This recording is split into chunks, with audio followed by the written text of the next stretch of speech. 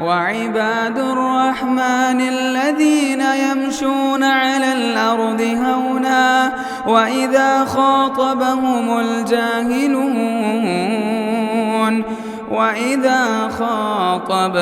الجاهلون قالوا سلاما. ہر طرح کی تعریف، بڑائی، بزرگی، کبریائی، اسی طرح ہر عیب سے پاکی و صفائی کے لائق اور قابل ذات اللہ عز و جل کی ہے، جس نے قرآن مجید میں سورہ البقرہ میں یہ آیت نازل فرمائی ہے، جس کی تلاوت میں نے مسنون خطبے کے بعد آپ بھائیوں کے سامنے کی. وَلَنَبْلُوَنَّكُمْ بِشَيْءٍ مِّنَ الْخَوْفِ، اور ہم ضرور تمہیں آزمائیں گے. بِشَيْءٍ مِّنَ الْخَوْفِ وَالْجُوعِ، خوف کے ذریعے سے، ڈر کے ذریعے سے، اور بھوک کے ذریعے سے. والجوع ونقص من الاموال والانفس، اور کم کر کے، مال کو کم کر کر، مال میں نقصان کر کے اور جانوں میں نقصان کر کے. ونقص من الاموال والانفس والثمرات، اور کھیتیوں میں نقصان کر کے. وبشر الصابرین، آپ خوشخبری دے دیجئے صبر کرنے والوں کے لیے. ایسا صبر کرنے والے الذین اذا اصابتهم مصیبہ، جب جنہیں کوئی مصیبت پہنچتی ہے تو ان کی زبان سے یہ جملہ نکلتا ہے، قالو، وہ کہتے ہیں، انا للہ و انا الیہ راجعون، ہم اللہ کی امانت ہیں اور اللہ کی طرف رجوع کرنے والے ہیں. محترم دوستوں، محترم بزرگوں، اللہ تبارک و تعالیٰ کی یہ حکمت ہے. اللہ تبارک و تعالیٰ اپنے بندوں کو مختلف چیزوں میں آزماتا ہے. کبھی اللہ تبارک و تعالیٰ مصائب و آلام سے آزماتا ہے، کبھی اللہ تبارک و تعالیٰ حوادث اور پریشانیوں سے آزماتا ہے، کبھی اللہ تبارک و تعالیٰ وبائیں اور بیماریوں سے آزماتا ہے. اور اس آزمائش کا ایک مقصد ہے. قرآن مجید میں اللہ پاک نے اس مقصد کو بیان کیا ہے. وَلَقَدْ فَتَنَّ الَّذِينَ مِن قَبْلِهِمْ فَلَيَعْلَمَنَّ اللَّهُ الَّذِينَ صَدَقُوا وَلَيَعْلَمَنَّ الْكَاذِبِينَ، یقیناً ہم نے پہلے بھی آزمایا ہے. یہ آزمائش یہ امت کے لیے کوئی نئی چیز نہیں ہے، پہلے بھی لوگوں کو آزمایا گیا ہے. کیوں آزمایا جاتا ہے؟ پریشانیاں کیوں ہماری زندگی میں آتی ہیں؟ وَلَقَدْ فَتَنَّ الَّذِينَ مِن قَبْلِهِمْ، تاکہ اللہ جان لے. اللہ کیا جان لے؟ کھرے کھوٹے میں فرق، مومن اور منافق کے بیچ کا فرق، سچے اور جھوٹا کون ہے، یہ آزمائش میں پتا چلتا ہے. کون ایمان پر ڈٹا رہتا ہے اور کون ایمان سے ہٹ جاتا ہے. آدمی بیماری میں پتا چلتا ہے کہ برابر بیماری چلی جا رہی ہے، کوئی بولتا ہے بھئی یہاں چلے جاؤ، یہ آدمی آپ کا علاج کر دے گا، مگر علاج شرکیہ ہوگا. تب پتا چلتا ہے اس کا توکل اللہ کی ذات پر کس قدر مضبوط ہے، یا پھر یہ شرک میں چلا جاتا ہے. آزمائشیں اسی لیے آتی ہیں تاکہ کھرے کھوٹے کا فرق ہو سکے. قرآن مجید نے اسے پیش کیا ہے. ایک مومن کی حالت آزمائش کے وقت میں کیا ہوتی ہے؟ قرآن مجید نے کہا ہے مومن آزمائش کے وقت میں سب سے پہلے صبر کرتا ہے. صبر کا معنی کیا ہے؟ حبس النفس، اپنے آپ کو کنٹرول میں رکھتا ہے. کوئی بھی ایسی چیز اپنی زبان سے ادا نہیں کرتا جس سے اللہ ناراض ہو جائے. نبی کریم صلی اللہ علیہ وسلم کو بتایا گیا آپ کے بیٹے کا انتقال ہو گیا ہے، آپ کی گود میں ہوا انتقال. ابراہیم جو نبی کریم صلی اللہ علیہ وسلم کے بیٹے تھے، آپ نے اپنی زبان سے کیا کہا؟ وَلَا نَقُولُ، کوئی ایسی بات ہم نہیں کہیں گے اس وقت اپنی زبان سے جس سے اللہ ناراض ہو جائے. سبحان اللہ. اِنَّ لِلَّهِ مَا أَخَذَ، جو لے لیا وہ اللہ کا ہے، وَلَهُ، جو چھوڑ دیا وہ بھی اللہ کا ہے. وَمَا نَقُولُ إِلَّا مَا يَرْضَى، وَمَا نَقُولُ إِلَّا مَا يَرْضَى، کوئی چیز زبان سے ایسی نہیں نکالیں گے جو اللہ کو ناراض کر دے. حبس النفس، اپنے آپ کو کنٹرول میں رکھے. اور یاد رکھو نوجوان ساتھیوں، جو صبر ہے نا، صبر جس میں آتا ہے اللہ اسی قوم کو امام بھی بناتا ہے. اگر امامت چاہیے کسی قوم کی، ابن قیم کہتے ہیں رحمہ اللہ، وَلَا تُنَالُ الْإِمَامَ إِلَّا بِالصَّبْرِ، وَلَا تُنَالُ الْإِمَامَ إِلَّا بِالصَّبْرِ. اگر قوم کے لیڈر بننا چاہتے ہو نا، بے صبر آدمی کبھی قوم کا لیڈر نہیں بن سکتا.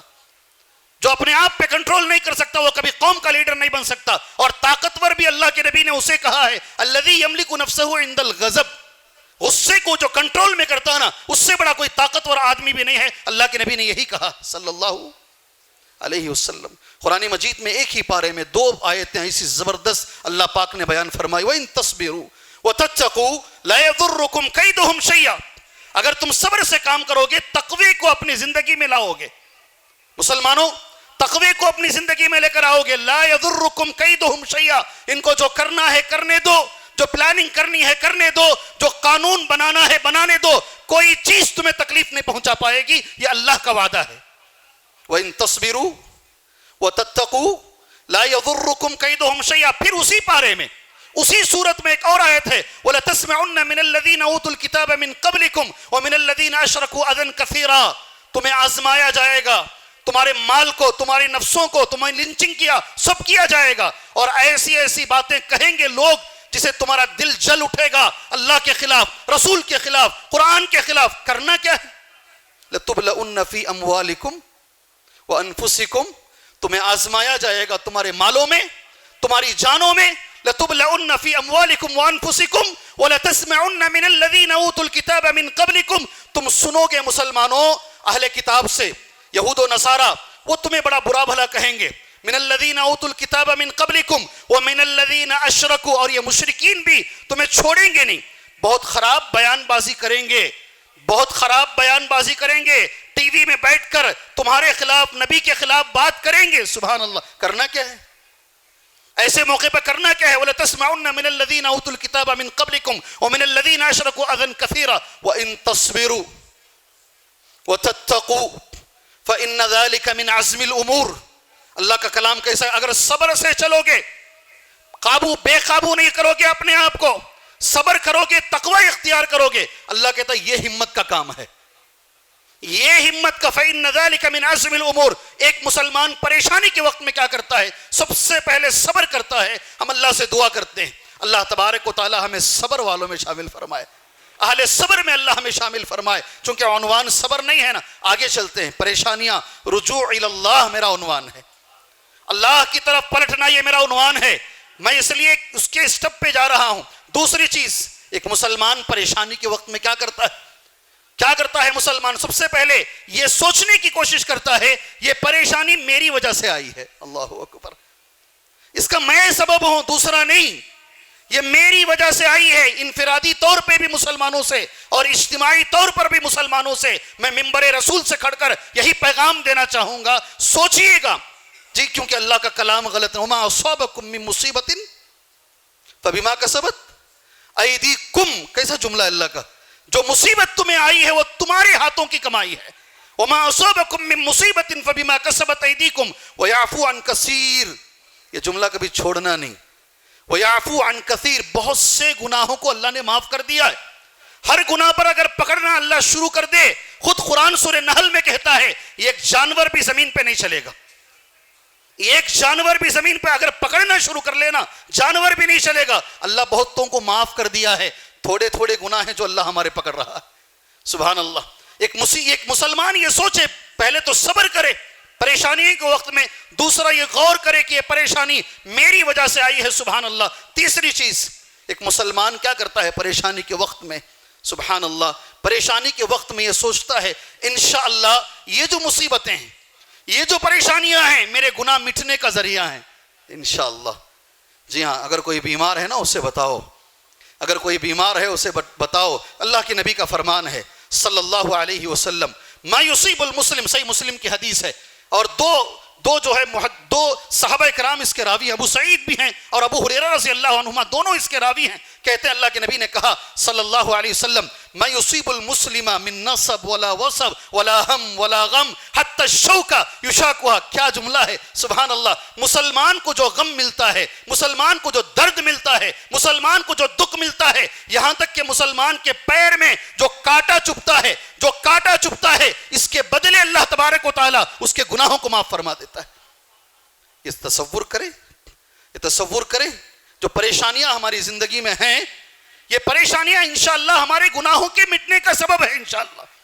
جو بیماریاں ہماری زندگی میں ہیں انشاءاللہ، یہ بیماریاں ہمارے گناہوں کے مٹنے کا سبب ہے۔ کتنے ساتھی، سبحان اللہ، کتنے ساتھی ہیں اچانک معلوم ہوتا ہے پیٹ میں درد ہو رہا تھا، گئے کینسر ہے۔ جی ہاں، کتنے ساتھی ہیں، کتنوں کے جنازے ہم نے پڑھائے ہیں، کتنوں کو ہم نے سامنے دیکھا ہے۔ یہ پریشانیاں جو بھی کہو اس سے، وہ یہ تمہارے گناہوں کے مٹنے کا ذریعہ ہے۔ یہ چوتھی چیز، پریشانیوں کے وقت میں ایک مسلمان کیا سوچتا ہے؟ یہ درجات بلند ہونے کا ذریعہ ہے۔ میں ایک حدیث انشاءاللہ، آئندہ بھی میرے درست ہیں، میں مختصر طور پر جمعہ کا وقت کا خیال رکھتے ہوئے میں اشاروں میں چل رہا ہوں، تفصیل میں نہیں جا رہا ہوں۔ اللہ تبارک و تعالیٰ جنت میں مسلمان کے لیے ایک مقام رکھتا ہے، صحیح حدیث ہے، مگر یہ مسلمان اس کے لائق نہیں ہے، تو اللہ تبارک و تعالیٰ وہ درجہ دینے کے لیے اسے پریشان کرتا ہے دنیا میں۔ یہ پریشانیاں جنت میں اونچا مقام پانے کا ذریعہ ہے۔ اللہ اکبر، اللہ اکبر۔ یہ پریشانیاں جنت میں اونچا مقام پانے کا، میں نے پوری حدیث نوٹ کی ہے، میں انشاءاللہ وقت پر وہ حدیث کہوں گا، آج ہی ایک دوسری جگہ درس میں وہ ساری حدیث میں پڑھوں گا، موقع نہیں ہے، حدیث نہیں پڑھ رہا ہوں، صرف کہہ رہا ہوں تمہارے سامنے۔ جی رفع درجات، پریشانیاں رفع درجات کا سبب ہے۔ ایک چیز جو میرا موضوع آج ہے، جب پریشانی آتی ہے، یہ چوتھے یا پانچویں نمبر پر آپ رکھیے گا، یہی موضوع بھی ہے میرا۔ ایک مسلمان کیا کرتا ہے پریشانی میں؟ رجوع الی اللہ کرتا ہے۔ کیا کرتا ہے؟ کیا کرتا ہے؟ یہی موضوع ہے۔ اللہ کی طرف اپنے آپ کو پلٹا دیتا ہے، لوگوں کی طرف نہیں جاتا، لوگوں سے جا کر بات نہیں کرتا ہے، وہ اللہ تبارک و تعالیٰ سے صلاۃ التوبہ پڑھ کر وہ اللہ کے اپنے آپ کو رجوع کرتا ہے اللہ کی طرف۔ سبحان اللہ۔ پہلے قرآن کی ایک آیت، اس کے بعد علماء کا جملہ تمہارے سامنے پڑھ دے۔ وَبَلَوْنَاهُمْ بِالْحَسَنَاتِ وَالسَّيِّئَاتِ لَعَلَّهُمْ يَرْجِعُونَ، ہم تمہیں آزماتے ہیں۔ وَبَلَوْنَاهُمْ، ہم نے انہیں آزمایا ہے، دو طریقے سے ہم آزماتے ہیں، الحسنات والسیئات، خوشحالی بھی آزمائش ہے، یاد رکھو مالداروں، یہ بھی آزمائش ہے، ہم انہیں آزماتے ہیں اچھی حالت میں بھی، والسیئات، اور حالت بری کر کے بھی۔ یہ دونوں جو آزمائشیں کیوں آتی ہیں؟ لعلہم یرجعون، تاکہ رجوع کریں، آپ اللہ کی طرف رجوع کریں۔ قرآن مجید کی اور دو آیتیں میں نے نوٹ کی ہیں، انشاءاللہ مجھے امید ہے آج نماز فجر میں پہلی رکعت میں یہ آیت پڑھی گئی ہوگی، بعد سورہ فاتحہ کے بعد۔ سبحان اللہ۔ وَلَنُذِيقَنَّهُمْ مِنَ الْعَذَابِ الْأَدْنَى دُونَ الْعَذَابِ الْأَكْبَرِ لَعَلَّهُمْ يَرْجِعُونَ۔ وَلَنُذِيقَنَّهُمْ، ہم ضرور انہیں آزمائیں گے۔ کس سے آزمائیں گے؟ وَلَنُذِيقَنَّهُمْ مِنَ الْعَذَابِ الْأَدْنَى، عذاب ادنا دیں گے، پہلے چھوٹا عذاب دیں گے۔ دون العذاب الاکبر، یہ بڑے عذاب کو چھوڑ کر ہے۔ اس دنیا کے اندر میں نے اپنے طرف سے بولنے کے بجائے اس کی تفسیر ابن عباس سے لے لی ہے رضی اللہ عنہما۔ کس سے لے لی ہے؟ حضرت عبداللہ ابن عباس سے میں نے اس جملے کی تفسیر ان سے لے لیا جسے علامہ ابن کثیر نے پیش کیا۔ کیا معنی ہے یہ عذاب ادنا کا؟ چھوٹے عذاب کا معنی کہ قال ابن عباس رضی اللہ عنہما بالعذاب الادنا، عذاب ادنا کا معنی یہ ہے مصائب الدنیا، دنیا کی پریشانیاں، واسقامها، بیماریاں، وآفاتها، دنیا کی آفتیں، وما يحل بأهلها مما يبتلي الله به عباده ليتوبوا إليه، اور ساری وہ پریشانیاں جس سے اللہ آزماتا ہے اپنے بندوں کو تاکہ وہ اللہ کی طرف رجوع کرے۔ میں نے تفسیر منبر رسول سے کھڑ کے پڑھ دی تمہارے سامنے۔ عذاب ادنا کا معنی کیا ہے؟ عذاب میں کہوں گا تو تم کون کہنے ہو، میں نہیں کہوں گا، اگر ابن عباس کی تفسیر تمہارے سامنے پیش کر رہا ہوں۔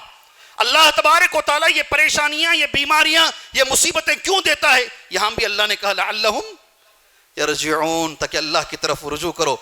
فرعون کو بھی اللہ نے دیا، 5 آزمائشیں دیا، اور آج کے فرعونوں کو بھی اللہ دے رہا ہے۔ نہیں سمجھے آپ؟ جمعہ میں میرے ساتھ رہے تو سمجھیں گے۔ آج کے بھی جو فرعون اپنے آپ کو سپر پاور بولتے نہیں، معمولی ہوا کا مقابلہ نہیں کر پا رہے ہیں، معمولی ہوا کا مقابلہ نہیں کر پا رہے ہیں، اور ہمارے لیے دلیل بن رہی ہے۔ اللہ اگر چاہے تو ان کو ہوا بنا کے چھوڑ دے گا، اللہ اگر چاہے تو انہیں ہوا بنا کے چھوڑ دے گا۔ سبحان اللہ۔ فرعون کو بھی اللہ نے 5 آزمائشیں دی، چھوٹی چھوٹی، طوفان، مینڈک، خون، آپ نے جانا ہوگا، علماء کی جگہ، علماء کا شہر ہے۔ سبحان اللہ، جی بلد العلماء ہے یہ، علماء کا شہر، آپ جانتے ہیں۔ پھر اللہ کیا کہتا، کیوں اللہ نے فرعون کو آزمایا؟ قبطیوں کو، وَمَا نُرِيهِم مِّنْ آيَةٍ إِلَّا هِيَ أَكْبَرُ مِنْ أُخْتِهَا وَلَقَدْ أَخَذْنَاهُمْ بِالْعَذَابِ، اور جو بھی ہم نشانی اسے دکھاتے تھے دوسری نشانی سے وہ بڑی ہوتی تھی، اس لیے ہم انہیں دکھائے تاکہ وہ توبہ کریں، اللہ کی طرف رجوع کریں۔ قرآن کی ایک اور آیت کریمہ ہے وَلَقَدْ أَهْلَكْنَا مَا حَوْلَكُم مِّنَ الْقُرَىٰ، اور ہم نے قریوں کو جو ہلاک کیا اس لیے ہلاک کیا ہے تاکہ لوگ اللہ کی طرف رجوع کریں۔ سبحان اللہ۔ میرے بھائیوں، کچھ باتیں اہمیت کے ساتھ جو رہ گئے 10 منٹ ہیں اس میں ہم سمیٹ لیتے ہیں اپنی ساری باتوں کو خلاصے کے طور پر۔ علماء نے ایک جملہ لکھا ہے، یہ جمعہ نہیں ہے، جمعہ مسائل کے حل کا نام ہے، جمعہ پیغام دینے کا نام ہے، مسائل حل ہونے کا نام جمعہ ہے۔ سبحان اللہ۔ اپنے اپنے مسائل کو جمعہ میں حل کر کے جاؤ۔ علماء کرام کہتے ہیں الرجوع الی اللہ من اعظم ما یزیل البلاء ویرفع المصائب والوباء، یہ اہل علم کا جملہ ہے. اللہ کی طرف رجوع کرنا سب سے بڑا سبب ہے پریشانیوں کو دور کرنے کا. اللہ اکبر. اپنی زندگی سے اگر پریشانیوں کو دور کرنا چاہتے ہو میرے بھائیوں، اپنی زندگی سے اگر پریشانیوں کو، مصیبتوں کو، امت انفرادی طور پر ہو یا اجتماعی طور پر ہو، دو جملے ہیں میرے، سارے اجتماعی طور پر بھی اگر پریشانیوں کو قوم دور کرنا چاہتی ہے سبحان اللہ، یا انفرادی طور پر بھی، علماء نے لکھا ہے من اعظم ما یزیل، سب سے بڑا سبب یہ ہے کہ ساری قوم اللہ کی طرف رجوع کرے. کیا کرے؟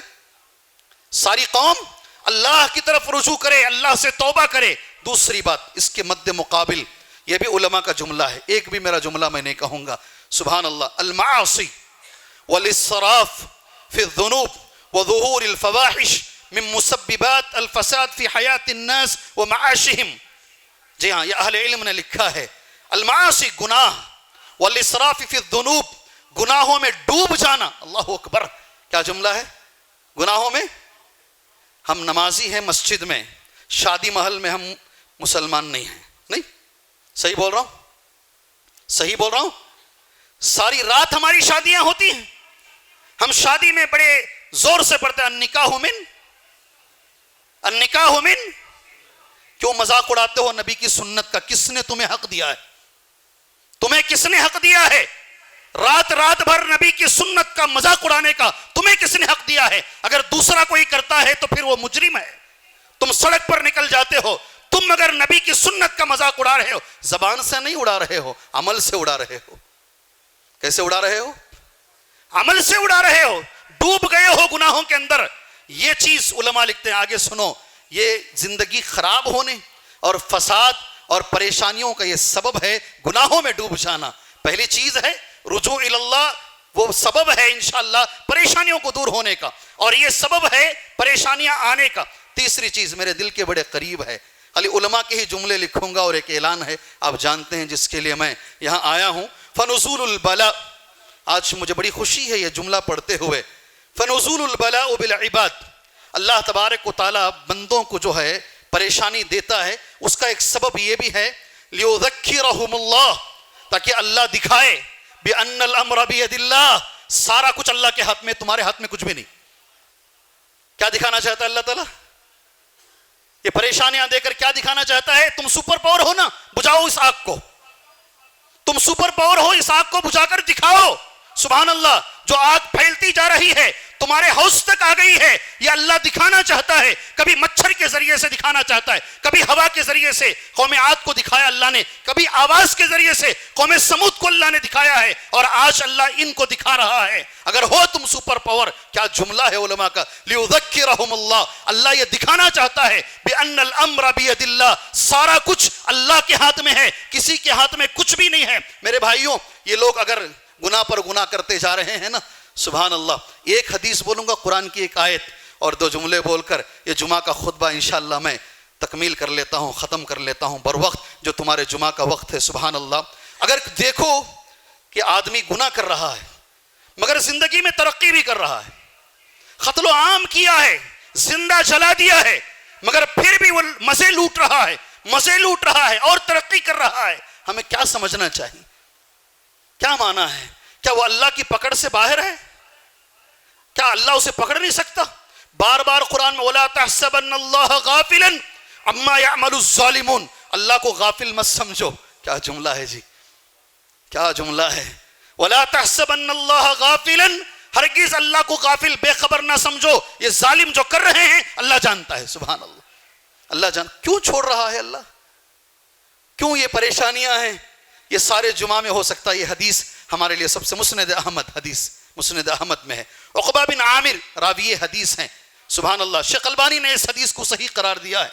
کہتے ہیں اللہ کے نبی نے کہا صلی اللہ علیہ وسلم، اذا رأیت اللہ یعطی العبد من الدنیا، جب تم دیکھو کہ اللہ تبارک و تعالیٰ کسی بندے کو دنیا دے رہا ہے، خوب نواز رہا ہے، علی معاصیہ ما یحب، گناہوں کے باوجود، کتنا اچھا جملہ ہے، کتنا اچھا جملہ ہے، گناہوں کے باوجود جو وہ چاہ رہا ہے اللہ ویسی دنیا اسے دے رہا ہے. اس کا معنی کیا ہے؟ فَإِنَّمَا هُوَ استدراج. اللہ کہتے ہیں یہ استدراج ہے. اس کو کیا بولتے ہیں؟ اس کو کیا بولتے ہیں میرے جمعہ کے ساتھیوں؟ یہ استدراج ہے. پھر خود نبی نے قرآن کی ایک آیت پڑھی حدیث بولتے بولتے، ثم تلا رسول اللہ صلی اللہ علیہ وسلم، پھر نبی نے تلاوت فرمائی، فلما نسوا ما ذکروا به، جب انہوں نے بھلا دیا اس چیز کو جس کی انہیں نصیحت کی گئی، فتحنا علیہم ابواب کل شیء، ہر چیز کا دروازہ ہم نے ان کے اوپر کھول دیا، دنیا ہم نے ان کے اوپر کھول دیا۔ آگے سنو کچھ منٹ ہی باقی ہیں۔ ہم نے دنیا کو حتی اذا فرحوا بما اوتوا، مست ہو گئے زندگی میں، سمجھنے لگے کوئی پکڑنے والا نہیں ہے، اخذناہم بغتۃ، ہم نے اچانک انہیں پکڑ لیا، اللہ اکبر، اور جب ہم نے اچانک پکڑ لیا فاذا هم مبلسون، مایوس ہو کر بیٹھ گئے۔ کیا ہوا؟ مایوس ہو کر بیٹھ گئے۔ ایسا مت سمجھو اللہ آہستہ آہستہ پکڑتا ہے، اللہ ہم دیکھ رہے ہیں، ہماری زندگی میں ہم دیکھ رہے ہیں۔ یہ تو ان کے لیے عبرت ہوئی، میرے لیے اس جمعہ میں کیا ملا؟ ہر فرد کے لیے اس جمعہ میں کیا ملا؟ ہر آدمی اپنی جگہ پر بیٹھ کر یہ سوچے، میں اگر گناہ کر رہا ہوں پھر بھی میری زندگی اچھی ہے، کہیں یہ استدراج میرے ساتھ تو نہیں ہے، کہیں یہ ڈھیل مجھے تو نہیں دی جا رہی ہے، میں نمازیں چھوڑ رہا ہوں، میں حرام کھا رہا ہوں، میں وعدہ خلافی کر رہا ہوں، پھر بھی مجھے اچھی زندگی مل رہی ہے، سبحان اللہ، کہیں یہ استدراج میرے ساتھ تو نہیں ہے۔ اللہ سے دعا کرو، وقت ہو گیا ہے۔ اللہ تبارک و تعالی ان حالتوں میں بہت سارے علاج ہیں مسلمانوں کی حالتوں کو اچھا کرنے کے لیے۔ ایک علاج یہ بھی ہے انشاءاللہ تعالی ہم اجتماعی طور پر استغفار کریں، اجتماعی طور پر اللہ کی طرف رجوع کریں، اجتماعی طور پر اپنے گناہوں کی معافی مانگیں۔ اللہ نے وعدہ کیا ہے تم یہ کرو، انشاءاللہ اللہ تمہیں دنیا میں بھی کامیابی دے گا، اللہ تمہیں آخرت میں بھی کامیابی دے گا۔ میں اللہ پاک سے دعا کرتا ہوں اللہ تبارک و تعالی اس امت کی مصیبتوں کو دور فرمائے، اللہ اس امت کی پریشانیوں کو دور فرمائے، اللہ اس امت کے اندر جو شرک پایا جاتا ہے اللہ وہ شرک کو دور فرمائے، اللہ اس امت کے اندر جو قبر پرستی پائی جاتی ہے اللہ وہ قبر پرستی کو دور فرمائے، اللہ اس امت میں جو بدعت پائی جاتی ہے اللہ وہ بدعت کو دور فرمائے۔ اللہ سب سے بڑی دولت توحید ہے، ہر مسلمان کو اللہ یہ دولت نصیب فرمائے۔ اللہ سب سے بڑی دولت اتباع سنت ہے، اللہ ہر مسلمان کو یہ دولت نصیب فرمائے۔ جتنے مجبور ہیں اللہ ہر مجبور کی مجبوری دور فرمائے، جتنے پریشان حال لوگ ہیں اللہ ہر پریشان حال آدمی کی پریشانی دور فرمائے، جتنے بیمار ہیں اللہ سب کو شفاء عاجلہ کاملہ عطا فرمائے، ایسے عمل کی توفیق دے، اللہ اس عمل سے راضی ہو، وہ نبی کے طریقے پر ہو، اخلاص کے ساتھ وہ عمل کیا گیا ہو، آمین۔ وصلی اللہ علی النبی الکریم۔ بارک اللہ لنا ولکم فی القرآن المجید ونفعنا وإياكم بالآيات والذكر الحكيم إنه تعالى جواد كريم ورب حليم۔ مسجد عباد الرحمن کے پلیٹ فارم سے ہونے والی دعوت و تبلیغ کے مشن کو آگے بڑھانے میں ہمارا بھرپور ساتھ دیں۔ علم و عمل سے ناطہ جوڑنے کے لیے اہل علم سے جڑیں۔ مسجد عباد الرحمن کے یوٹیوب چینل کو سبسکرائب کریں اور آگے شیئر کرنا ہرگز نہ بھولیں۔ فجزاکم اللہ